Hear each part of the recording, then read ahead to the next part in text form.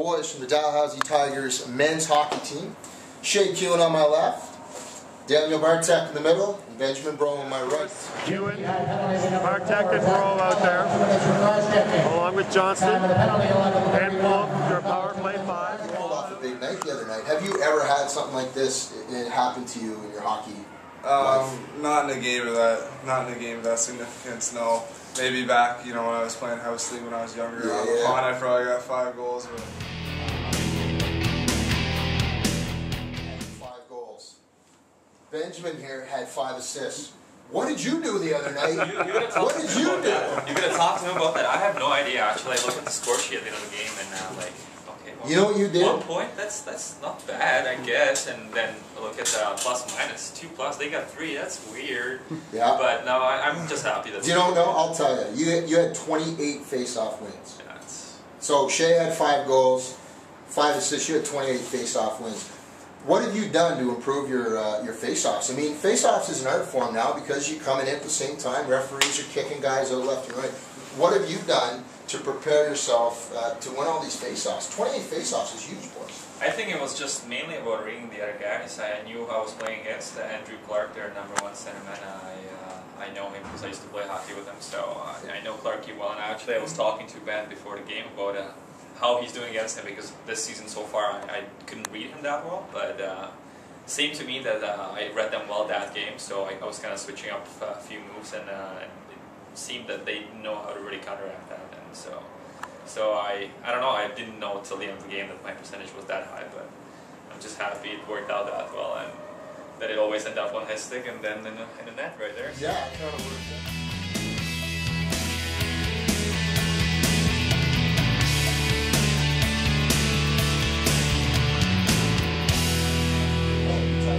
Were you like, where's Bartek, or were you saying, where's Kewin? I think you were saying, where's Kewin? Because he's with the 5 goals. Right? You were feeding him and vice versa. So what was going through your head on these goals? Well, just before the game, just knowing who I was playing with, I had to know where their strengths were. And Shea is a guy with a great shot, one of the greatest on the team, so you have to exploit that as much as you can. And I know I can pass the puck well, so I just thought that maybe if I can pass it well on his blade, all he has to do is put it in, and that's what happened. I mean, it was the kind of night, though, that every shot that he was taking was going in, so you got to take it.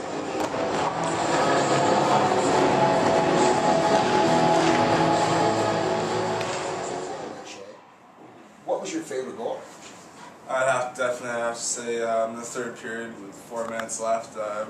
Kind of just made eye contact with Breault down the corner, and I think right as he was passing to me, he had a little smirk on his face because it looked like a pretty good opportunity. And I just put my stick down in front. He basically directed it off my stick into the net. Absolutely. So it was a great play by him. Yeah, and that's a team answer. I'm glad he answered that. I thought I was going to say the first one.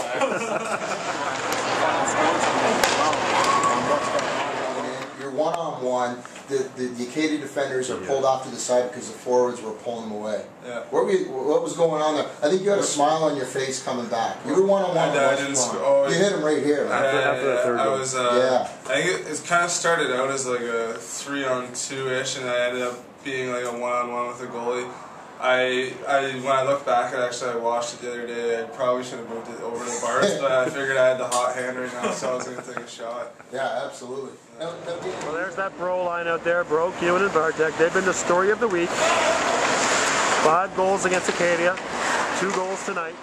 Goal number 4, goal number 5. He's got 5, 6.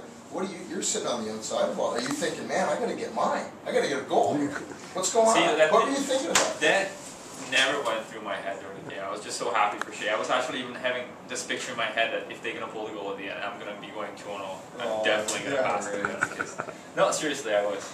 The truth comes out. No, I don't know.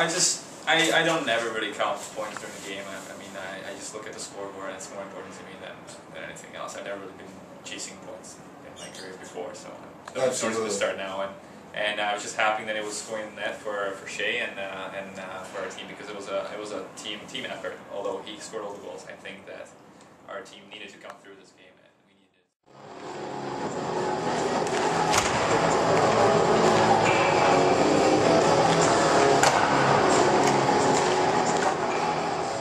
Have you molded your game around being a playmaker, or is that something that's just kind of come naturally? Because I've seen a lot of your videos from Bécomo and that sort of thing. Is that something you pride yourself on?